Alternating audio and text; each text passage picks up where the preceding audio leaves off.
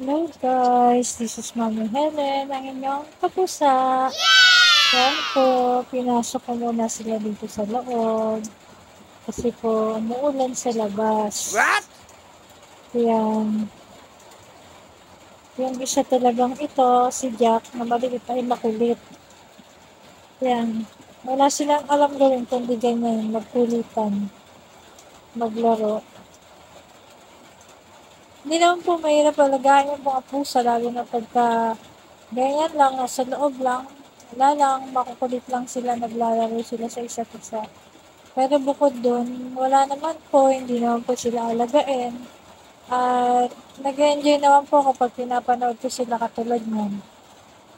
Yung isa nangungulit, aawayan, umpisa na yan ang harutan. Yan, hanggang mamaya na yan. Tapos yung isa makikisali pa. Si Gar po, mabait yan, yung kulay orange. Pag hindi po siya kinukulit, hindi naman siya nang aaway. Pero pagka nainis na po siya, yan, lumalaban po siya dyan sa dalawa. Tingnan nyo, nananahimik siya pero yung buntot na ginagalaw na naman ng isa. Yan, wala siyang puntahan. Pero pag mag-isa lang po siya, tahimik lang siya. Yung dalawa na to, sila talaga yung magka-vibes.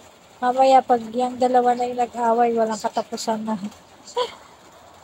Ayan, kinukulit ni Mulat yung buntot ni Garp. Kuwawang Garp, masama sa makukulit.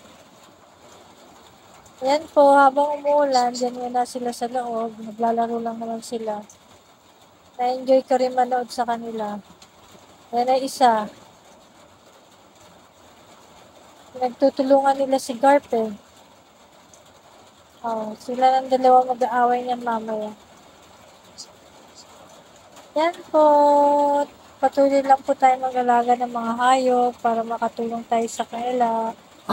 Bukod po doon, nakakatuwa naman silang alagaan dahil yan po, nakakapagpasaya din naman sila. Sana po patuloy tayo mag-alaga ng mga aso, ng mga pusa.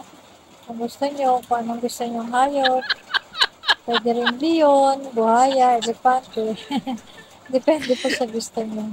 Yan lang po, isi-share ko lang po kung gaano kasaya ang maghalaga ng mga hayop, especially ng pusa. Relate po dyan yung mga cat lover. Hi po sa lahat ng cat lover. Hi po sa ating lahat. Thank you po for watching. See you next video.